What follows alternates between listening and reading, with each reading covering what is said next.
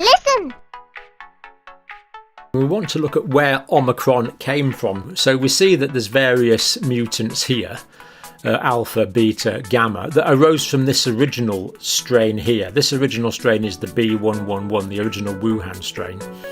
Then that evolved into Delta, but we see that Omicron's on a completely different lineage. So Omicron did not evolve from Delta. So where did it come from? How come we have it? And why is there such a long line there with a mystery unknown past of Omicron? Which makes it really quite intriguing. Now, Omicron, first identified South Africa 24th of November, as we know, diverged from the B111 line. That's this original line here. It diverged from that mid-2020. So that's the estimate that it diverged roughly in mid-2020. But where has it been and what has it been doing since then, of course, is really quite intriguing. Now, Omicron does have mutations which are not found in alpha, beta, gamma or delta. It has mutations which are not found in people chronically infected with SARS coronavirus 2, separate mutations, unique to Omicron. And the B11 variant shows the highest sequence similarity to Omicron. It's most similar to this original Wuhan variant and not to other ones. Normal rate of mutations in the spike protein RNA, there's normally about 0.5 mutations per month. During missing time for Omicron, there was 27 mutations accumulated in the spike protein. Now this bit where the history of Omicron is unknown is called branch O. This is branch O here, the sort of hidden past of Omicron that just seemed to spring out of nowhere. We don't know where it came from. But it accumulated mutations quickly. So instead of 0.45 mutations per month, it averaged 1.5 mutations per month, 3.5 times faster than the average rate of other variants. So where has it been and why did it accumulate these mutations so quickly? Well, the first hypothesis is that Omicron could have cryptically spread and circulated in a population with low levels of testing. But that doesn't explain why the mutation rate was particularly high. Second hypothesis, Omicron could have evolved in a chronically infected person with COVID-19. They've got a compromised immune system and the virus will keep evolving to evade the limited amount of immune response that person is able to generate. So, for example, did it arise in someone with HIV who's got chronic immunosuppression? I don't think that one's likely, but this one's possible. The third hypothesis is Omicron could have accumulated mutations in a non-human host and then jumped back to humans. This original Wuhan strain, all this mutation here could have occurred as time went on in an animal group, and this is what I think is most likely.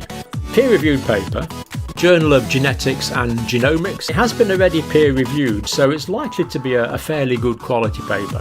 The likely candidate is mice. So did this mystical long-term mutation pattern occur in mice in Africa? That's the most likely scenario, actually. The rapid accumulation of mutations in Omicron. Proximal origins occurred in human or another mammalian host. Omicron's got 45-point mutations that Omicron acquired since diverging from the B11 lineage. Significantly different from the spectrum for viruses that evolved in human patients. Omicron spike protein sequence, strongest positive selection than any other previous variant. This has got such a massive evolutionary advantage compared to any other virus for spread in humans. Mutations in the Omicron spike protein significantly overlapping with SARS coronavirus 2 mutations known to promote adaptation to mouse hosts through enhanced spike protein binding affinity for the mouse cell entry receptor, which is mostly the ACE2 receptor. We've got suitable for fitting into mice receptors. We've got the long time gap without being known.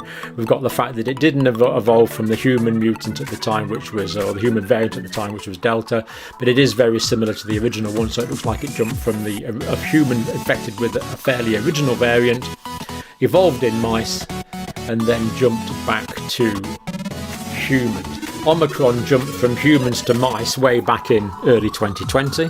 Rapid accumulation of mutations conducive to infect mice, then jumped back into humans, indicating an interspecies evolutionary trajectory of the Omicron outbreak. You might call this a kind of reverse zoonosis from humans into animals, and then a sort of secondary infective zoonosis from the mice back into the humans. Fortunately, as the virus evolved in mice, it evolved to increasing binding to mouse ACE2 receptors. That's why it's consistent with human immune escape, and it's consistent with the upper airway adsorption of the virus. Suppose this had gone into another animal that caused mutations to fit into that animal's ACE2 receptor. That meant that the Omicron variant was more likely to infect human upper airway tissue. Then this Omicron variant would have jumped back into humans, but would have been more likely to cause more severe pneumonia rather than the upper airway infection it's currently causing. Then we could have been in trouble. So aren't we fortunate that it went into mice?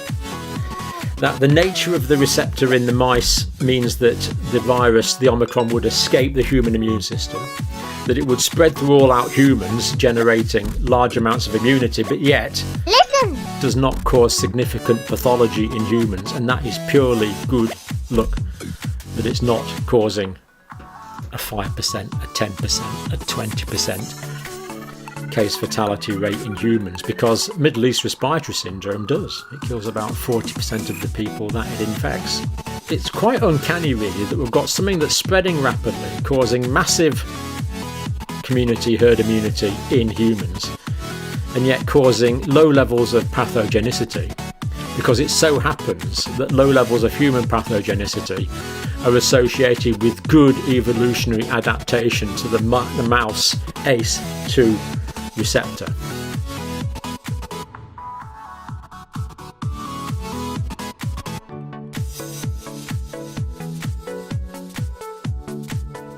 I'm getting a lot of reports from people who've actually had Omicron and actually been a bit ill with it. So although the common cold is the most common presentation, other people are getting other features. So I just want to give a letter here from Wim in South Africa. In South Africa, most people I know, including myself, had COVID in December. So basically it spread throughout all of South Africa in December, the same way it's spreading through all of the UK and all of the United States in January. Win said it spread through young and old, vaxxed and unvaxxed. It just romped through the whole country. A good mix of overweight and people with type 2 diabetes, and all the people that Win knows had mild cases. Mild dose does not mean not being ill at all, or just sniffles. Win had body aches, fatigue, runny nose, sore throat. He actually had the loss of smell as well, and actually felt pretty ropey for a few days. So it wasn't mild in that he didn't feel ill. He was well knocked off for a few days. Most people, though, did have headaches, and often quite severe headaches.